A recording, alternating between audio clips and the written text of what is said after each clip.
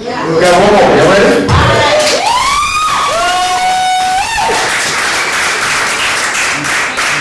This next dude on the stage is also a very funny guy. He was one of those guys that came out and did the work immediately. Like, this is the thing. One of the things like I told you guys that you have to do is you have to go out and you have to do 3 open mics per week. The minimum to get on stage. Because that's the only thing that makes you better as a stand-up is getting on stage. I've been doing stand-up 15 years now. You know what I mean? And I know that, like when I leave here, I'm going to do 2 other shows. You know what I mean? I'm going to work. I'll get on stage tonight again at 12:30 tonight. That's just, I'm a comedian. And that's how you get better, is getting on stage. And most of the time when I tell the class the very first week, get on stage, like, well, I ain't got nothing to say, you know. Just get on stage and say, I ain't got nothing to say. Because it takes the thing of just being able to get through the nerves of being on stage. And some people get on stage immediately, some people don't. Just one of the guys that immediately got on stage. And you can tell the difference from somebody who immediately gets on, who waits for week 3 to get on. It's a whole different thing. Because it's a 6-week class, and 6 weeks come up on you quick. And 3 times on stage is not a lot of time. This dude got on stage, I can tell we were getting close to the end. One day I opened up my YouTube channel that I have for my class, and they put their videos up for me to look at them. And that's how I look at their videos and I give them critique on the videos. He got like 9 videos of them. I'm like, oh bitch, you're doing too much. Because I gotta look at all these videos. I was in Vegas last week, and my hotel room, I should have been drinking and chasing hoes, but instead, I'm looking at these videos, and he did like 9 videos. So if it's working, you'll see what I'm talking about. Give up the whole thing, Winbush.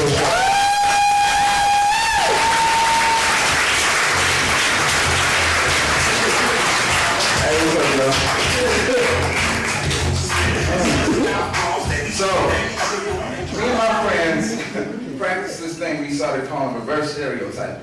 Now, it's pretty weird the way we came into it. Me and my boy Dan were at a wedding reception.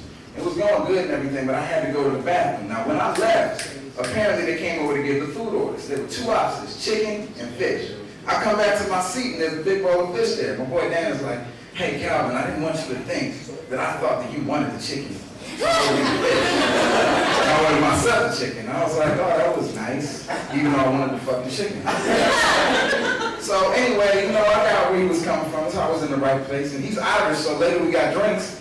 I ordered the whiskey, he ordered the malt liquor. It was nice. And so I did it with my other friends. Like my Italian friend fucks fat white girls for me, and I beat his wife.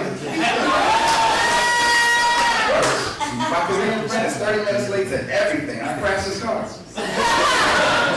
It's a pretty good thing, reverse stereotyping. Now, regular stereotyping sucks. Like, for instance, just because I'm young, skinny, and baldy does not mean I have cancer.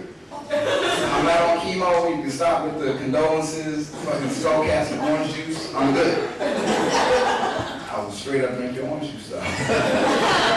But it sucks, man. Especially, you know, everybody says the same thing. They're like, oh, well, you know, you're lucky you're black. Black guys look good going bald. Fuck that shit. This is not a choice. This is pride. Like, I take my head off to white people, man. That shit is not easy. As black people, we just be hard for no damn reason. Just, yeah, well, I wish a motherfucker would. I don't know one black person with a balls to rocket Costanza.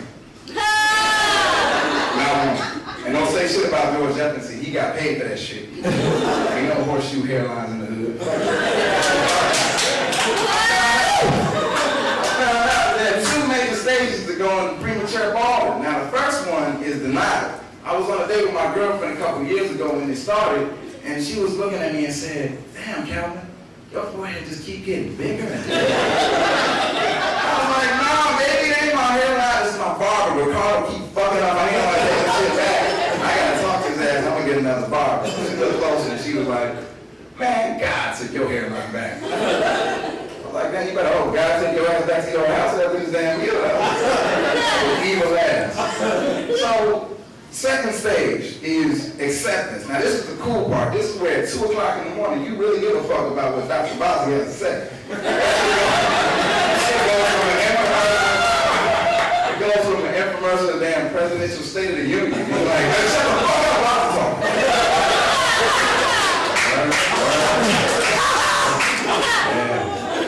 I found out it's about $10,000 for them to harvest hair from the back of your head and put it in the front. I don't have $10,000. I feel like for $5,000, can you get some armpit and knuckle hair and so in? Shit, for $50,000, $50 on a food stamp, you can get some hair from a bum's balls and staple it on. Call it a damn day. I'd be happy with that. I don't care. But I don't know, I kind of like going bald just a little bit because it kind of makes me feel closer to my uncles. You have to understand, I had crazy uncles growing up. And they got to do crazy shit and get away with it. Just like getting shot 17 times and living to tell about it. Fucking having 5 kids by 7 women. Just weird shit. I'm not even lying, that's the sad part. And I kind of want that in a way. I don't want that, but I want it. Right? So, you know, I found out that the checklist for being a crazy uncle, you gotta have a fucked up hairdo, you have to have a substance abuse problem, and you have to have a sister to get knocked up. Now, my sister don't have any kids yet, but I'm working on it.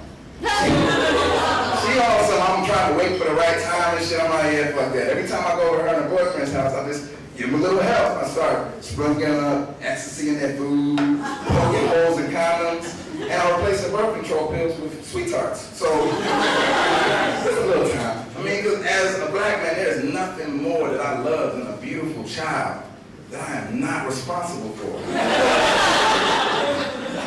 Shout out to Maury. Shit is so cool, man. But no, all in all, it's been going good out here. I'm from Detroit myself. And give it up, Detroit, give it up. Yeah. Everybody talking shit about my city and everything, but I be trying to tell them, it's not what you heard. Like my tagline is Detroit. It's not everything you think, but. And that but can save your damn life, honestly. Like, for real, I was out in broad daylight in high school and everything and got robbed, and it was horrible, like, but it was kind of my fault. I saw some dudes to my immediate right that looked like they would naturally whip my ass. But it was like, whatever, standing on the bus stop, 5 minutes later, my ass is whooped. I'm like, money gone. I'm not mad at that. I was mad at everybody that came up afterwards trying to talk to me about it. Like, oh man, sorry, are you okay? I'm like, shut the fuck up, man, you were watching me. You saw me. Officer.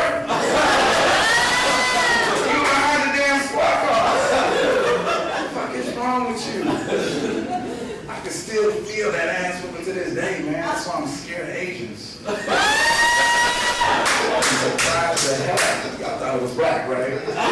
Stereotypical shit. But no, some stereotypes can save you, for real. Like, basically, okay, I'm new out here to LA, and some of my male friends that I'm meeting, I don't know which side they're on. It's a lot of down low shit. I gotta be careful. I came over with a method of 3. There's a method. It's called method of 3. Basically, 3 sexually questionable things. And I just make the mental leap and assume that my male friend is gay. Now, it doesn't say that we're not friends anymore. It's just saying that there's certain shit we can do and certain shit we can't do. Basically, like saying one of them, be like, Cal, let's go to the club, man. I'm like, cool. But I gotta Google and yelp the fuck out of that club before I go. I ain't going to the club, man. They go tonight. You know my thing is like, what I'm gonna do if I go to a gay club and some gay shit happen? I can't complain. Like I'm in the gay club just chilling. Somebody slap my ass. Hey man, I'm not gay. I'm just in this gay club. With this multi-colored drink. They ain't gonna take on me. But nah, more appropriate responsibly. Hey man, you gotta come correct if you want this. Case in point, I'm walking on Winbush Beach the other day, and I hear somebody yelling, yo! I'm trying not to turn around because I was in New York for the last 3 years. When somebody says that, it means they're either going to sell you something or rape you. And I don't want either one of those things to occur. So I keep walking and everything. Like, fuck it. Get home that night, on Facebook, little box comes up, somebody's talking to me like, hey, were you on Winbush Beach today? I'm like, oh shit, yeah I was. Was that you? It's like, yeah man, I was trying to hit you up. And I felt bad for a second until I looked at his fucking page. Apparently every time he's on Winbush Beach, he loves to rollerblade with his shirt off with cargo shorts. Now I would have been the dude talking to him. That's the first flag. I get a flag for that just by association. I was like, okay, whatever, that's weird, but do you. Until 2 weeks later, I just moved here, I'm looking for a gym. Now, in a very heterosexual way, he was cut. He had muscles, he knows how to use the gym. So I'm like, okay, let me ask the fucking master where to go. I talked to him and everything. He's like, oh yeah, man, I know a good gym downtown. I was like, oh cool. He's like, yeah, if you're not busy, we could go together tomorrow. I was like, nah, buddy. I got like, what you gonna do? I'm gonna go to the gym. You gonna spot me with your balls on the damn thing? Like, you don't want that.